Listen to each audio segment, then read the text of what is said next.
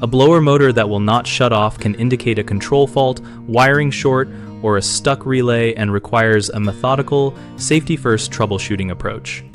Begin by confirming the symptom and documenting conditions. Note whether the blower runs continuously on all settings or only when the thermostat calls for heat or cooling, and whether any recent work or storms preceded the issue. Turn off power at the main switch and at the furnace or air handler disconnect before removing the access panel. Never rely on the thermostat to cut power.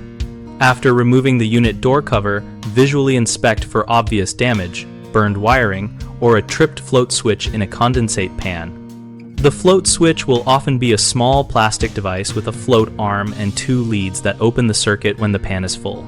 With power confirmed off, manually depress the door switch to simulate a closed panel while observing the control board and relay positions. Many systems use a control board relay or contactor that, if welded closed, will keep the blower running until replaced.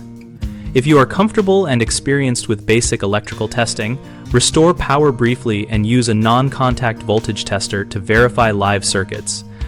Then use a multimeter to check for continuous 24-volt control signal from the thermostat wires or a stuck relay coil.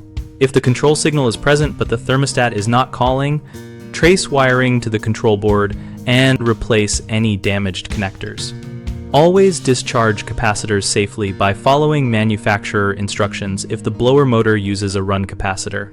A run capacitor is a cylindrical component with 3 terminals that can hold a dangerous charge and must be discharged using a proper insulated resistor or by a qualified technician. 3 common mistakes are skipping power isolation, which risks shock and equipment damage. Solution: always turn off the main breaker and verify 0 voltage before touching components. Misdiagnosing a stuck relay as a motor failure. Solution: inspect and test the relay or contactor and the control board outputs before replacing the motor.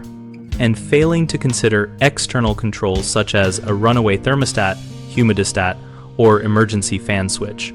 Solution: disconnect or isolate these control wires at the furnace to see if the blower stops, then test each control individually or replace the faulty control device. BigHomeProjects.com connects homeowners with trusted local contractors by publishing verified profiles, ratings, and project galleries that help match the skill set required to repair HVAC controls. The site also helps contractors generate leads by listing their services, credentials, and project history so homeowners can hire qualified professionals confidently.